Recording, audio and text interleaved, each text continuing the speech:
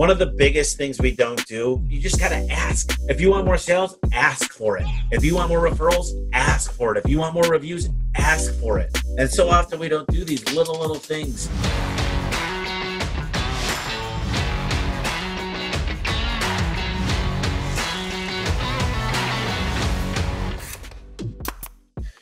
Hey everyone, welcome back to another lesson of the Contractor Success Academy. And today joining me is Tommy Mello. Tommy, thanks for being with us, man. Thank you. I'm excited. Awesome. So Tommy, you own A1 Garage Door Service. That's a company that you took from, $50K in debt, more or less, to over $30 million in a relatively short time span. You're the host of the Home Service podcast. And more recently, you published this bad boy. Yeah. Yes, I did. So congratulations on that. Happy to have. You're part of that. Yeah, happy to have been able to contribute there. Glad that you decided to join on the Academy and share with us a lesson here. I'm very stoked for what you're going to be presenting.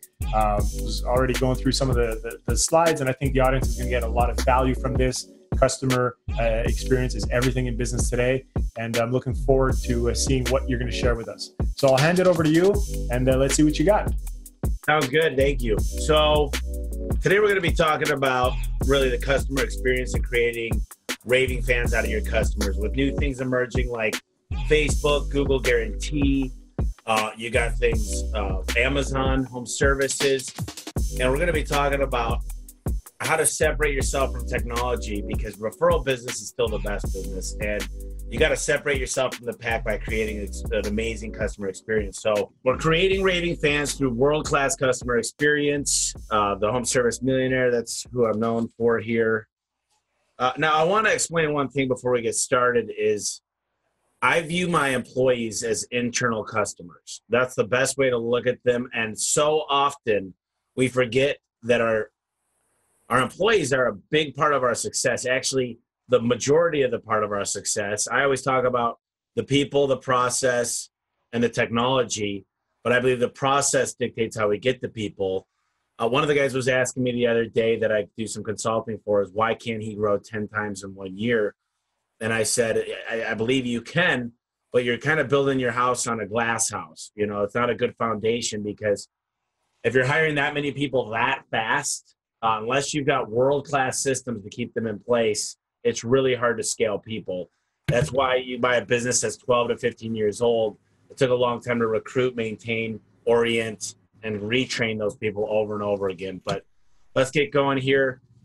We're going to be going through the perfect customer experiences from the beginning to the end, how to deliver a better customer experience using surveys, why customer service should be one of your main KPIs, and then service agreements, better relationship with your clients, and more money. So a little bit about me. I've been in the home service industry since 2007. Before then, I had a landscaping business. So I guess I've been in the business since I was like 14. So I'm 36 now, so you do the math. I'm a regular contributor on a lot of the publications, Inc., Forbes, Huffington Post. I'm actually always posting on Inc. I got to put out an article a week. I love to golf, and I like to go out of town. I was in China last year. I'm going to Mexico next month with my sister. And yeah, I got a really successful garage door business, and I've got an amazing group of people that help.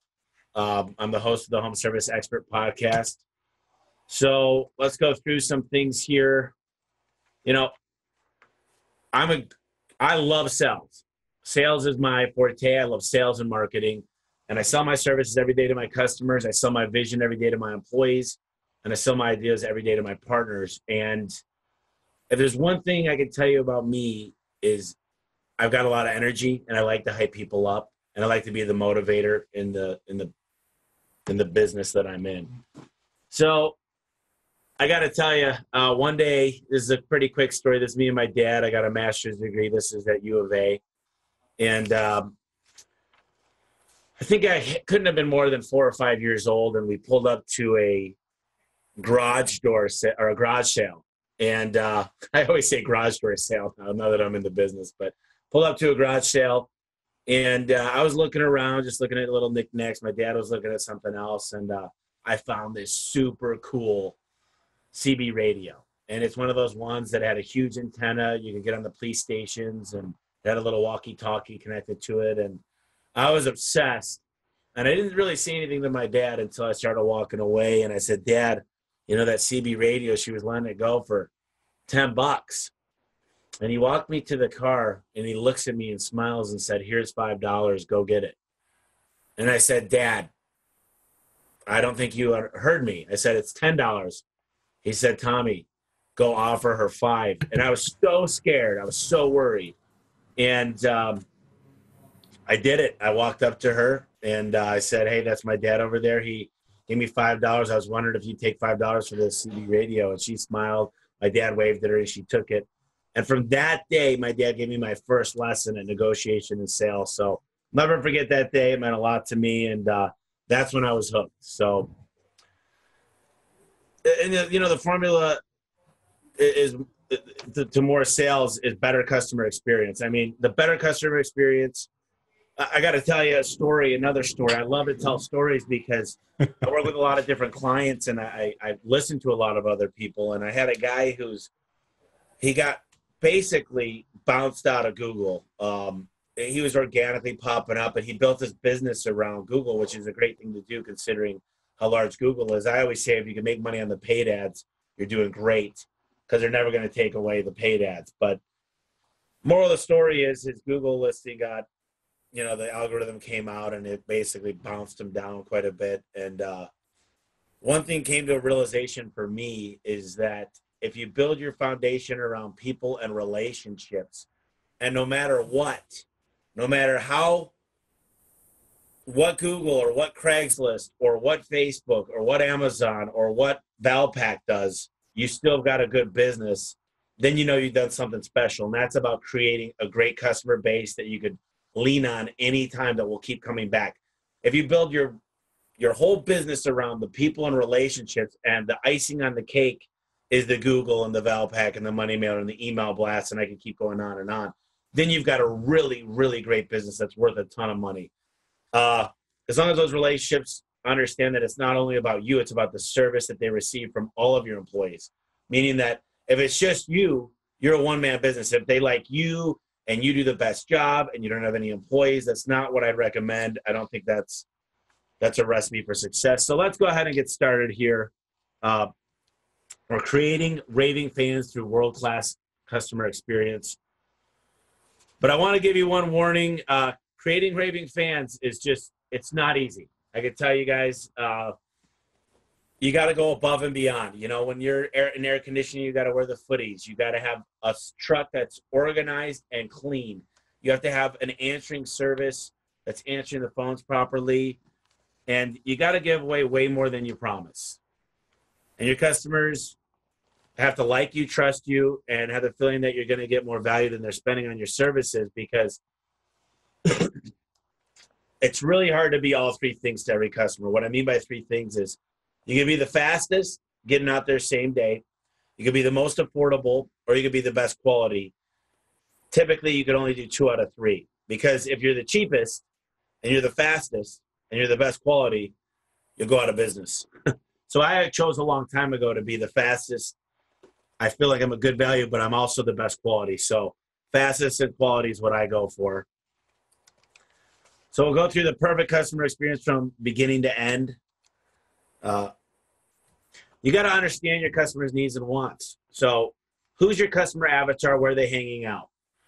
What I've done is I've created this beautiful presentation folder. And what I try to do when I'm in a door cell or an air conditioning cell or a roofing cell is, you know, we've got 2 things in the home service: repair or service versus installation. Is I try to create an experience. So the first thing I say to a customer, is there a nice spot we can sit down and discuss this? Because every other salesman was out in their garage talking to them for 10 minutes. I'm in their home talking to them for an hour, giving them a presentation, asking them what are there any houses they like in the neighborhood, talking about our financing, talking about our worry-free special that's 0 interest for the next year, and you pay $267 a month for 12 months, and you get everything with the service agreement is built into that, the lifetime warranty. So I think it's a huge skill to identify what the needs are of your customers, and we do that by asking a lot of questions. And if you ask enough questions, you get to really understand your customer more. Call monitoring, I can't tell you guys enough.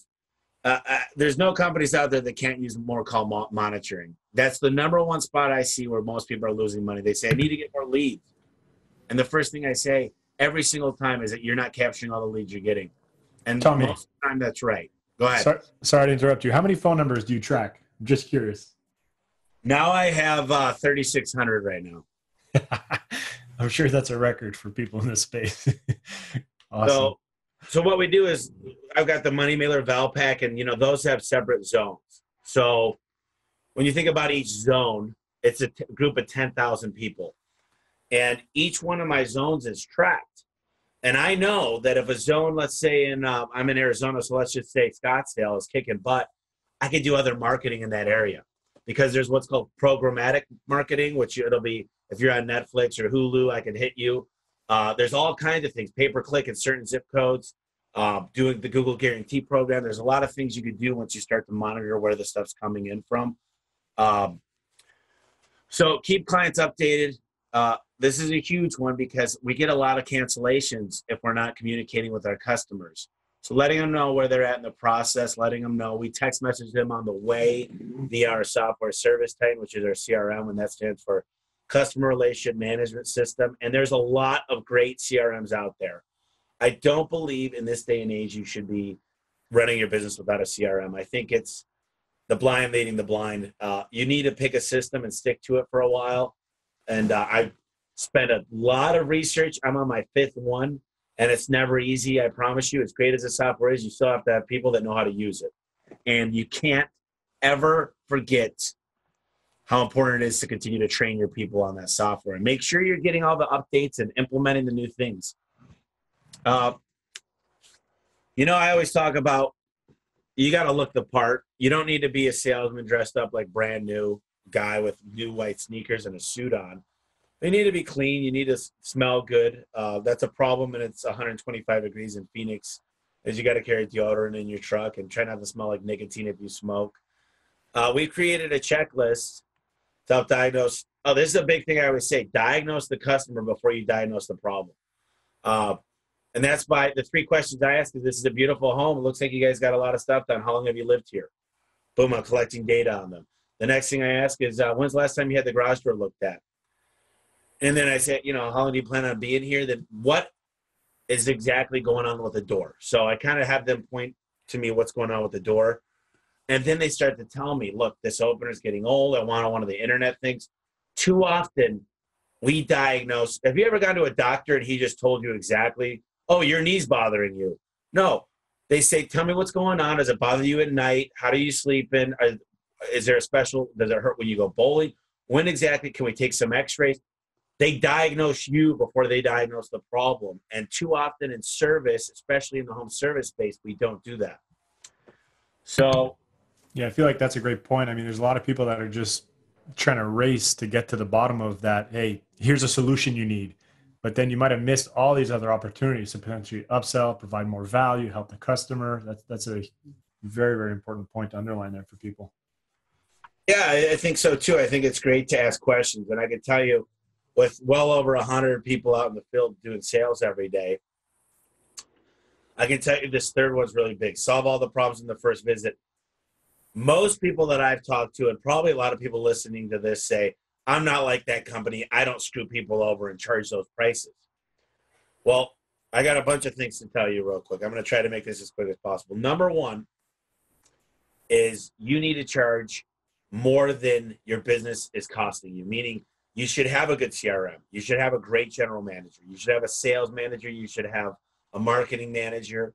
You should have a great CSR manager, a dispatch manager. You should have the great install manager.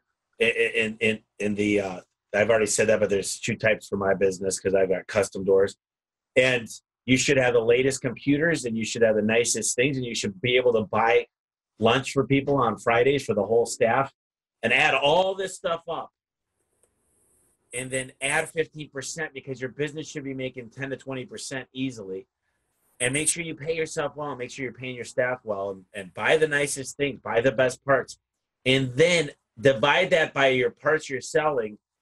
as well as your hours, and that's how much you should be charging. See, everybody goes off of industry standard, but I don't sell apples to apples. I sell oranges, and nobody can compete with me because I've learned how to make oranges. And the biggest thing I see with people is they go, yeah, I'm going to fix the problem. Well, here's the problem, in my opinion, and I'm going to say this is the biggest, easiest analogy I can give you. Number one, when you got a bad brakes, if I bring it to the brakes and they don't check out the calipers or the rotors, I'm going to be going back there every week because those they work in a system. So your air conditioner has a system.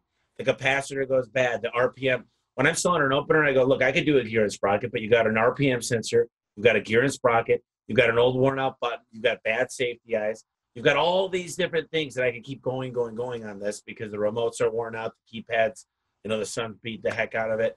So I can fix the part now, but this other stuff's going to give you a problem in the next year. And I look at these companies that put their sticker, they put the date, and I go to these houses, and I've done it in the past quite a bit. I used to run every day in the field, and they show every year they're going out there. Do you think you're doing the customer a favor by going out to this home every single year so they can't get out of their garage? Or do you think it's great when you can fix everything and say, I'm a professional? That's like saying, I'm going to go to the chiropractor for 2 months, and then a year later, I got to go back. You're not fixing the real issue. And it might be called upsells, but here's what I say. If this was my mother or my grandmother, this is what I would do. And a lot of the time I'm looking at an old door, right? The door is kinked or cracked. The paint's oxidized. They got a 12-year-old opener. It's non-insulated. Most of the parts are worn out. The bottom rubber's worn out. All the bugs are coming in. Is it better for me to sell all that stuff or just give them a new door? And I'd rather put them in a really nice door with a new opener. But I've told myself and I've told my guys a million times that you need to do the best thing for the customer. And it's not about money. It's about fixing the problem that they call us out for and make sure it's fixed for a long time. So I've got amazing review checklist. We actually just updated our new door checklist. There's 20 things that you need to take pictures of and document on a new door if you sell one. It prevents us from making any mistakes. And I talk a lot about McDonald's because I was in China a year and a half ago. I was in Brazil a couple of years before that. Been to Canada recently, going to Mexico. And the cool thing about McDonald's, for the most part, is if I order a number one combo, it's a Big Mac with fries and a soda. And it tastes the same anywhere in the world because of the processes that they created. So by creating these processes, these checklists, every time our guys put a sticker, it requires a picture. And then we have a data verification team. It's an integrity team that makes sure that everything's getting done. And the guys get, unfortunately, they get written up when it doesn't happen. There's certain times they'll give breaks, like if we ran out, but very rarely. I mean, there's certain things that we do to create accountability. And this year is all about accountability for us. And if there's anything I would tell you with your business is focus on accountability. So this is another big one, is in my 8-step sales process. Number 8 is to make sure when you're finished, you collected the check, you collected the cash. Talk to the customer, open and close the door, show them you're cleaning off everything and you're leaving it cleaner than when you left it. I actually carry a blower. I sweep the place up, the garage, make sure there's no wiring left anywhere. I show them, make sure they're happy. Hey, we can just do a quick walk through the garage. I'm going to show you how to lubricate, adjust, and tighten everything on the door you need to keep an eye out for. I recommend we come out here every year. Really, really absolute pleasure working with you. I put a sticker on the door and the opener. If you ever have any issues, my name's Tommy. Don't hesitate to call. Most of the time I'm talking about their kids, their dog, their college, favorite team in football. So one of the things is called the happy call. It's really good to do this. I don't think you have to do it to every customer, but I try to hit at least half for each technician and just say, listen, were you happy with from A to Z? Are you happy with the beginning with the call when you made it? Were you happy with the technician? Were you happy with the whole experience? And this is all about, like I said, there's a great book called Raving Fans, and it's all about creating raving fans. It's about getting people to tell their neighbors, their friends, their family, all about how great you are. And so many times we go to a restaurant, and I'm telling you, we get the filet mignon, or what's the best experience. Most of the time we don't go on Yelp. We go on Yelp when we're angry. We go on Angie's List of the BBB when we're not happy. So to get people to go that extra mile to when they want to, they need to say, oh my gosh. no one has ever treated me this great. No one's ever been so informative. No one's built rapport like this. No one's educated me. And no one from A to Z, everything was perfect. You know, sometimes we go to a restaurant where like the appetizer was amazing. The soup and salad was great, the appetizer, but the dessert wasn't that great. And you're like, I'd love to leave them a review. From A to Z, it was a nice server, but that's why every single step of the way needs to be thought about and create a process around it. So to deliver great customer experience, you need to have a great team. You know what the old saying is, if you want to make a good apple pie, you need to buy good apples, okay? And you need to know where those apples hang out. So I'm a huge fan. You're going to hear me talk about my internal customers a lot. I believe in positive reinforcement. So many times I hear people say, I hate my employees. They don't listen to me. And I go, when's the last time you showed your employee what you want, you documented it, and then you watched them do it correctly and had them sign off saying that they understand how to do it correctly? That's one thing. The next thing I say is, when you've got a baby, a toddler, little baby, do you spank them every time when you're trying to get them to crawl, then walk? Do you spank them when they don't do it, or do you say, great job, you just did 2 steps? You give the baby positive reinforcement. But it's for some reason at our workplace, we decide to only find the negative. Hey, you did that wrong. Hey, you didn't sound enthusiastic on that call. Why don't you try to find something right? I say, catch somebody doing something right and acknowledge it. Tell them how much you appreciate it. Tell them they're a hard worker for you. Tell them you're going to be moving up in this company. And there's public praise. There's a lot of ways to do positive reinforcement. So your staff knows where good apples are. I mean, look, always be hiring. Some people say always be closing. I say always be hiring. And the reason we're talking a lot about customers, but let me tell you this. Customers can be your number one resource to find great people. You know, there's a lot of people out there that have a grandson, a niece, or a nephew. And if you mention, you know, by the way, we're always looking for great people, it's a great way to hire. You know, I was talking to a guy yesterday that works for me, and he said, Tommy, if I ever go open up a market for you, I'm going to go to all the discount tires. I'm going to get my tires rotated twice a week. And he goes, I'm giving you the bill of $12 each. And I go, started laughing. I go, that's fine. He said the reason why is those are the perfect guys. They're the perfect avatar for employees because they're good with their hands. They're used to selling better, giving options. Here's a 20,000-mile tire, or, you know, 30,000 and 50,000. And they're good at what they do. And it's exactly what we do in the garage door industry. Same thing for air conditioning, roofing, HVAC, plumbing. So, you know, one of the things I recommend as well is have a little party on Friday, do a game with your employees, go outside, play, you know, the game where you throw whatever, basketball, catch, you know, just play a game, a fun game, and have it, buy pizza for everybody and have everybody post it on Facebook and say, guys, we're always looking for great people. If you're looking to apply, have them go on their cell phones and do it right in front of you. Take some pictures and say, hey guys, do you mind sharing this? We'd love to get your friends in here, family, whoever you guys got. Sometimes I don't love friends and family of people I have working for me, but you know, friends is okay. And because good, especially from A players, no A players. A players don't want to work around B and C players. So I could go really deep into that too, but I know we got a time constraint here. So I use surveys a lot. One of the things that Service Time does for us is allows us to text message the customer after the experience. Right now, we have 202,000 customers that are complete in our database. Each one of them gets a form fill that they could respond with their cell phone via text message on how we did 1 out of 5. We're average of 4.7, which I'm happy with. And the point is, everything you can do, people do what you inspect, not what you expect. And I always say people lock their doors at night. They lock their doors out. They lock their doors at night to keep the good people out, not the bad people. The bad people are going to get in. But the good people, sometimes they take advantage of certain things. Sorry, my printer's, someone did a printer in here. But anyway, so customer surveys is one of the best checks and balances you could have. It works great. Create a system to send the survey right after the job is done. I mean, there's no better time to get that customer to do it. There's a big thing in this world called timing. And if the timing's right, anything's possible. And the timing on a survey should be right when you get done with the job. So remember to have your customers fill out what's in it for them. So when we think about that, what's in it for them is, I'm doing a whole TED talk on this subject, is with them. What's in it for me? What's the real reason why I want to do this? Why am I going to help you out? And what I find with my employees as well as my customers is I've created a thing called the A1 Applause Program. And we give you a cash discount. We send you a gift card. It's a Visa card.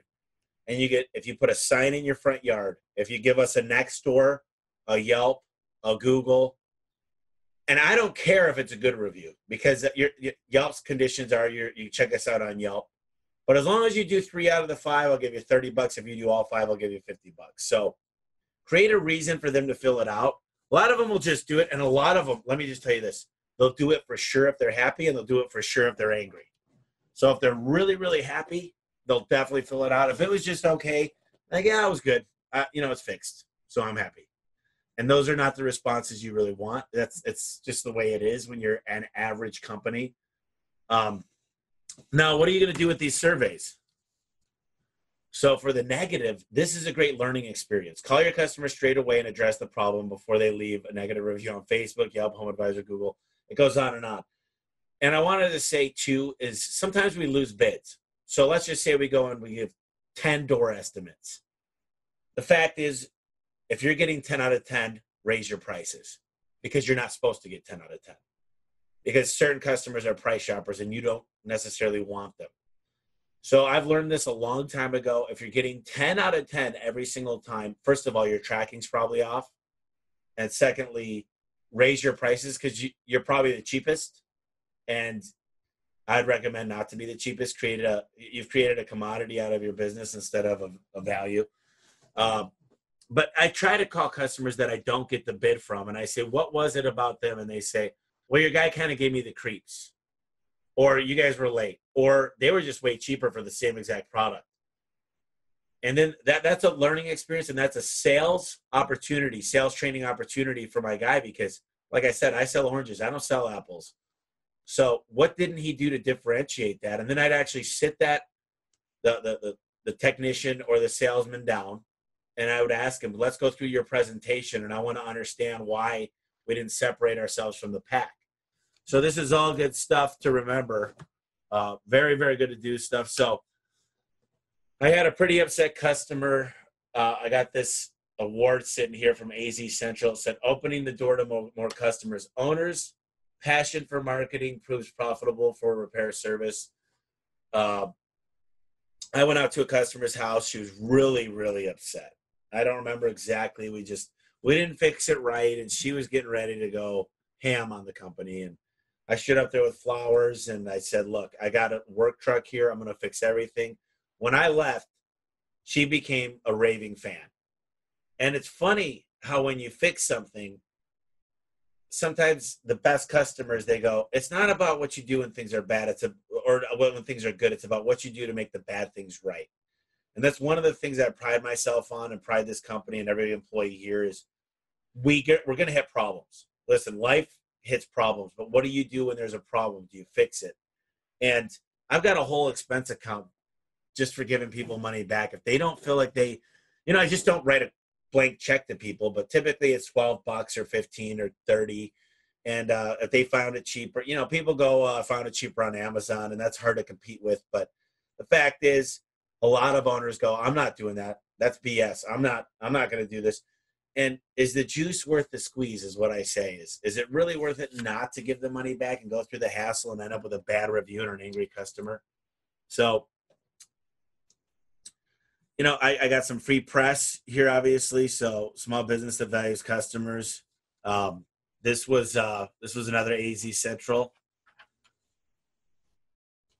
So I tell my guys the first and foremost thing, I don't care. I look at a lot of things when I look at a technician. I look at revenue per hour. I look at their average ticket, their conversion rate. I look at a lot of different things. And the biggest thing I say, if your customer service is not above a 4.5, I'm taking you off the schedule, and we're going to get that fixed. So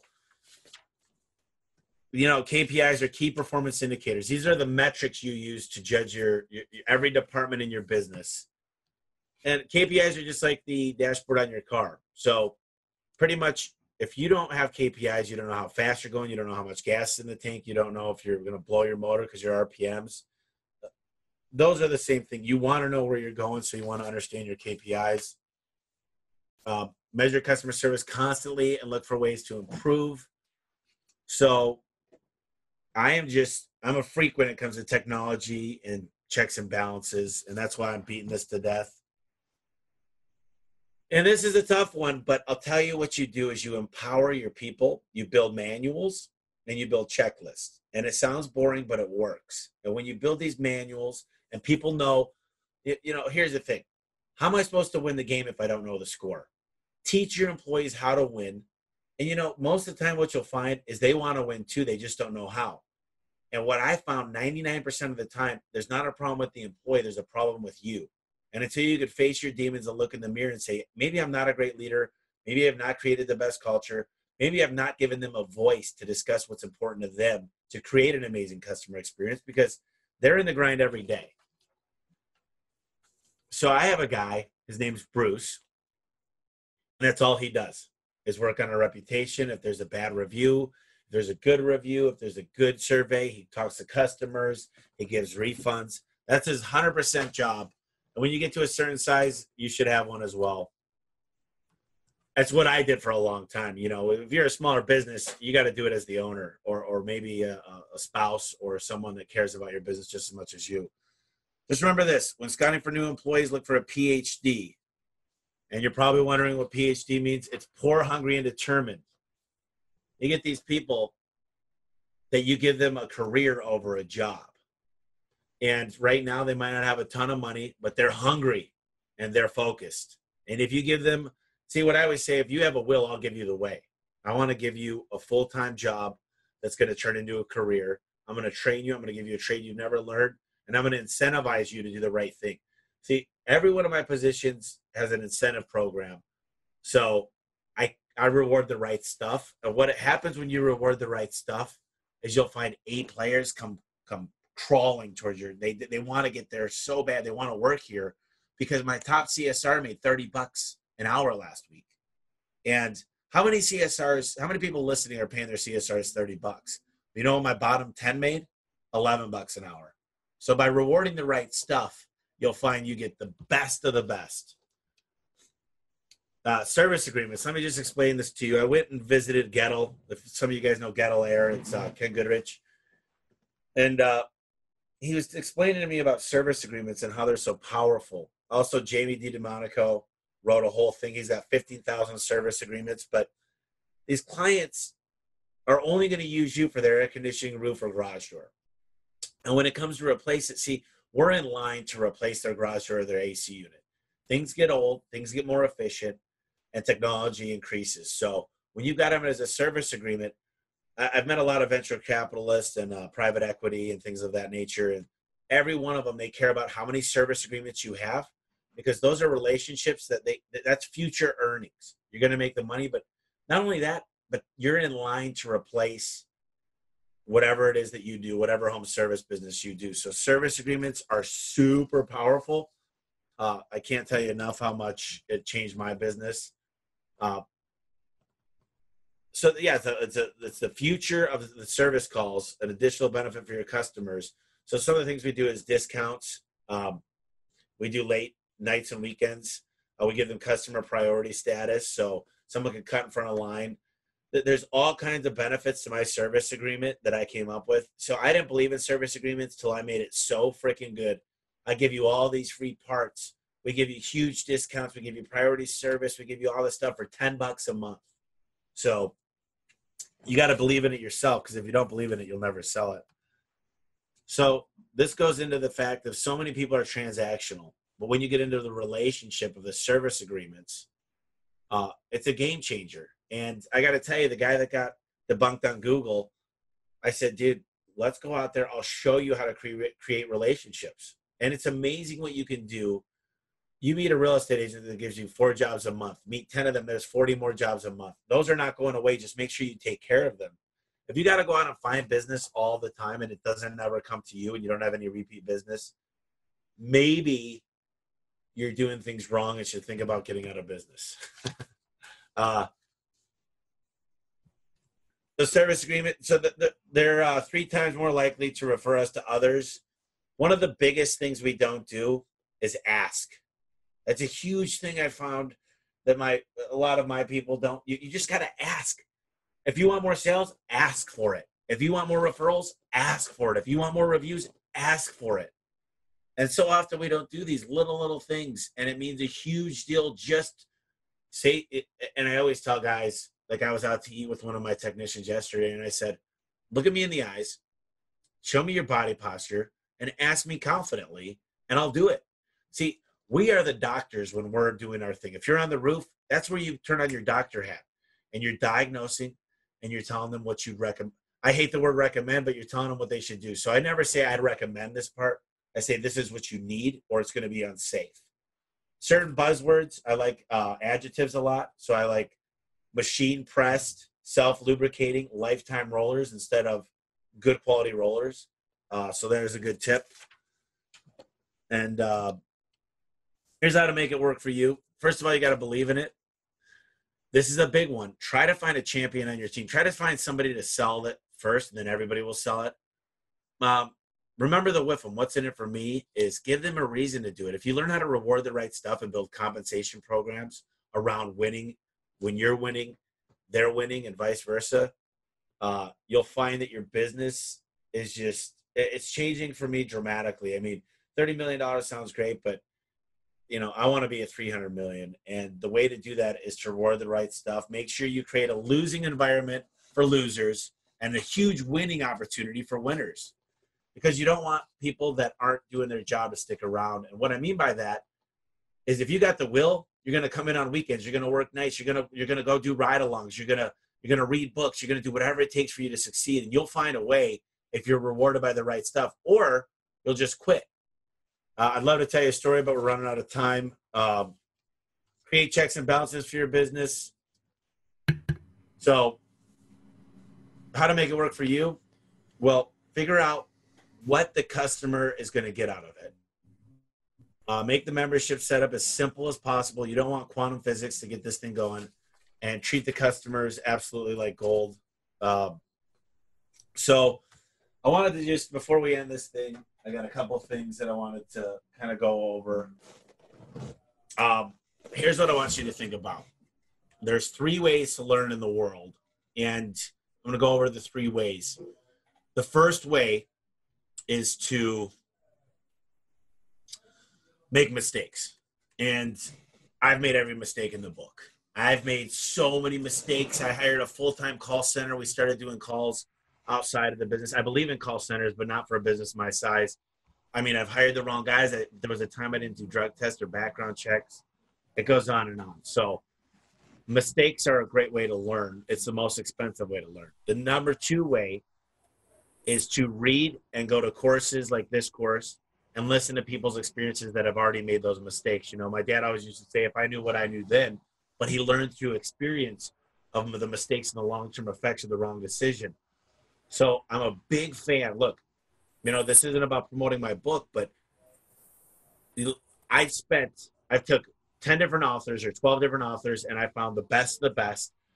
And the biggest thing that I found is for $10, $20, $30, whatever anybody charges for their book, and there's a lot of good of them, How to Win Friends and Influence People, the E-Myth Revisited. I keep going on and on, but these books are it took them years to write some of these, and you could pay $10 and get $20 and get all their life's mistakes. So I'd advise reading and learning, going to courses. And the third way is to hire a consultant, and whether that's, a marriage counselor, if it's about your personal relationship, it could be more expensive, but it's a great way. I've hired consultants, and it's gotten me a really, really, always remember, ask for references, and just make sure you're not going to go broke doing it, but great way to learn. One of the other things I've done recently, which this is pretty cool, is figure out where you want to be. So how often do you want to go on vacation? How much time you want to spend with your family? How much do you want to go golfing? How much you want to work? How much you want to work out? List all that stuff out. How much money do you need? let's say you want 500,000 a year. So let's work backwards and say, how many technicians do I need? How many calls do I need coming in? How many call bookings do I need to be? Is my conversion rate where it needs to be? Is my average ticket where it needs to be? And my favorite thing in the whole world now is the balance sheet. The balance sheet is like the health report. It's your report card. As long as the numbers are accurate, you can dig in and you can find everything. So I know there's a lot here, and this is one course about raving fans. And if you get a chance, read the book Raving Fans. It's a short read. It's less than an hour. It's amazing. But there's so much I could tell you guys, and there's so much to learn. All I would say is continue to go to these courses, continue to learn from others, continue to ask a lot of questions. If you ever stop asking questions, probably get out of the home service space, because there's nobody that I believe has completely figured it out. If there was, the home service business would be cornered, and it's not. So it's a great opportunity for anybody looking to get in this, and I just only have the best things to say about the industry. The average plumber is 48 years old. We need new people. And what I found is by training, so I recruit, orient, train, and retain my employees and continue to retrain. And I try to get them outside of the field. I don't want people that have just passed this guy to the next guy to the next guy. If you can learn to make technicians and make salespeople and make good CSRs, you try to hire someone that's been in a call center for 10 years. Oh, have you ever met somebody that's worked at a call center for 10 years? Those are not the people I want working here. They're not bubbly. They're not fun. So learning how to make your own employees is probably the biggest, largest asset you'll have in the whole company. Yeah. Well, that's you shared a lot of great stuff with us, Tommy, and I want to get this up here again. I want to congratulate you on that. That's a huge endeavor to put out, a project like that. It takes a lot of time, takes you out of your day-to-day. And you just put out an audio version, right? So people who are not, so inclined to pick up a book and flip through pages, they want to listen to it while they're doing a ride-along or whatnot. That's a great way to go about that, right? So the audio is homeservicemillionaire.com/audio. And then I'm giving it away free, just pay for shipping. homeservicemillionaire.com/success. So /success, and you can get it for free. The book, main goal is just get it out there. If you don't like it for $10, it's under $10. But if you don't like the book, send it back. I promise you, send it back to me. I won't be hurt because I think that it's worth it. But I put a couple years of information in there. It took me 2 years to write it. So I put about 10 years of experience in there. Yeah, no, it's insane the amount of knowledge that's out there and that's, readily accessible. I mean, there's no reason for people to go and make the same mistakes, like you say, that others have made. Sessions like this, the lesson that you've just taught, I mean, you've covered a lot of ground. It was loaded with good info. I can guarantee if people listen to these sessions on multiple occasions, they will pick up little tidbits of info that they didn't necessarily pick up the first time. So I want to thank you, Tommy, for deciding to be a part of this. And, the members within the Academy are going to be better because of you. So thanks for that. Appreciate you taking the time today. Thank you, Mark. Today was great. I appreciate it. Cheers. Cheers, bud.